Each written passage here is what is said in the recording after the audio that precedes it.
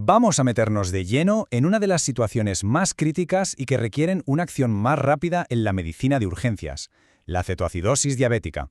Es una de esas condiciones en las que de verdad cada minuto cuenta y la rapidez en el diagnóstico y el tratamiento marcan la diferencia entre la vida y la muerte. Para entender la magnitud del problema, lo primero es plantearse la pregunta clave. ¿Qué ocurre realmente cuando el combustible principal del cuerpo, la glucosa, no puede entrar en las células porque falta la llave para abrir la puerta, que es la insulina? Pues es el comienzo de una auténtica cascada metabólica que puede descontrolarse rapidísimo. A ver, pongámonos en situación. Entra un paciente por la puerta de urgencias. Lo primero que llama la atención es su respiración. Es agitada, muy profunda. Es lo que se conoce como respiración de Kussmaul. Además, tiene un aliento muy peculiar, como afrutado, a manzana podrida o incluso a quitas malte. Y los signos de deshidratación son más que evidentes. Para cualquier médico de urgencias, estas son las luces de neón que gritan cetoacidosis diabética. Muy bien, vamos a profundizar en esto. Más allá de lo que vemos por fuera, ¿qué está pasando de verdad dentro del cuerpo? Pues estamos ni más ni menos que ante una emergencia metabólica con todas las letras. La definición técnica lo clava. La cetoacidosis diabética, o CAD, como se le suele llamar, es una complicación aguda de la diabetes. Se define por una tríada clásica: un nivel de azúcar en sangre por las nubes, es decir, hiperglucemia, un exceso de unos ácidos llamados cetonas en la sangre, que es la cetonemia, y como resultado de esto, que la sangre se vuelva peligrosamente ácida. Eso es la acidosis. En esta tabla se ve clarísimo el cambio radical que sufre el metabolismo. En una situación normal, usamos glucosa como energía, pero en la CAD, sin esa llave, sin la insulina, el cuerpo piensa que se está muriendo de hambre, entra en modo pánico y empieza a quemar grasas a lo loco. El problema, que este proceso de emergencia genera un residuo tóxico, las cetonas, y son estas cetonas las que acidifican la sangre y lo desequilibran absolutamente todo. Vale, y ahora, vamos a un punto que es crucial. Un paciente no desarrolla una cetoacidosis así, de la nada. Casi siempre hay algo detrás, un detonante, una causa que lo precipita todo. Entender esto es fundamental, no solo para tratarlo, sino para prevenirlo. Y esta cita del material original lo deja muy claro. El trabajo en urgencias no es solo tratar la crisis, es también hacer un poco de detective y preguntarse ¿por qué ha pasado esto? Pasar por alto el desencadenante es un error de bulto. Para recordar estos detonantes hay una regla mnemotécnica muy famosa en urgencias, las 5 I's. La primera, y con muchísima diferencia, la más común, la infección. Una neumonía, una infección de orina, cualquier cosa puede descompensar al paciente. Segunda I, infarto, ya sea de corazón o cerebral. Es un estrés brutal para el organismo. La tercera es la I de infante, que es la forma de incluir el embarazo por los cambios hormonales y la resistencia a la insulina que provoca. La cuarta es la indiscreción, que se refiere a saltarse la dieta o al consumo de alcohol o drogas. Y por último, y súper importante, la insulina. Olvidarse de una dosis, un fallo en la bomba de insulina o simplemente que la dosis se quede corta. Una vez tenemos el diagnóstico, empieza una carrera contrarreloj.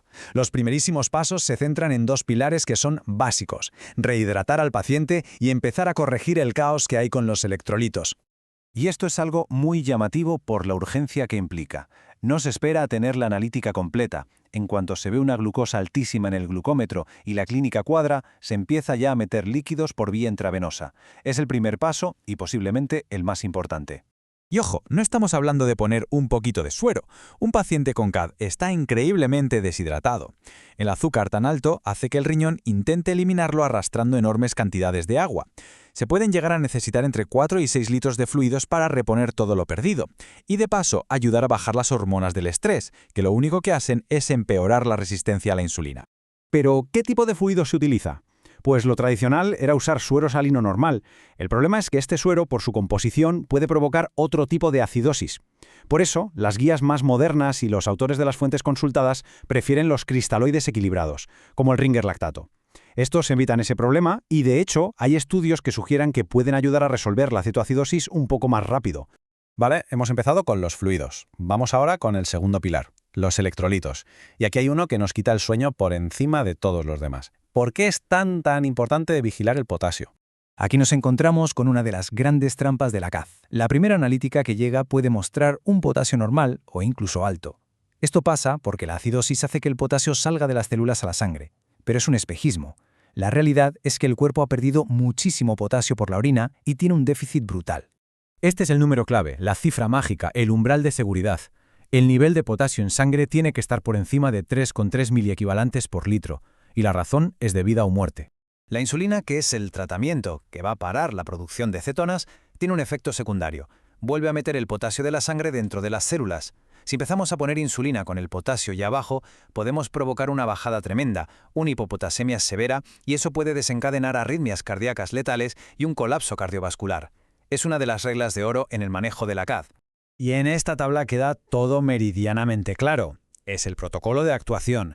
Si el potasio está por debajo de 3,3, se para la insulina y se empieza a reponer potasio a buen ritmo.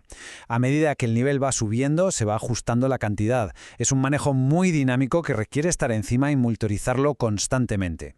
Ya para ir terminando, vamos a repasar algunos de los puntos más importantes que hemos visto, esas perlas clínicas y los errores más comunes que hay que tener siempre en mente al enfrentarse a una emergencia como esta.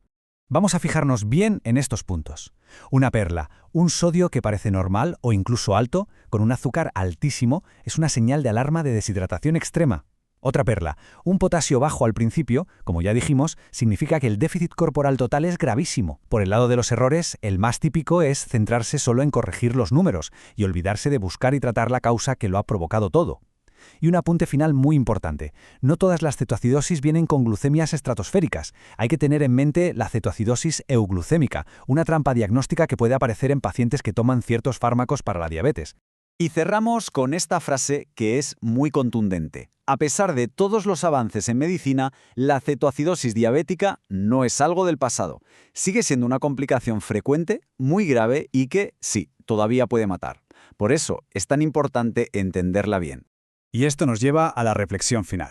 Hemos analizado cómo se gestiona la crisis en urgencias, pero muchos de los detonantes, como una infección que no se trata a tiempo o un mal cumplimiento con la insulina, son, en teoría, prevenibles.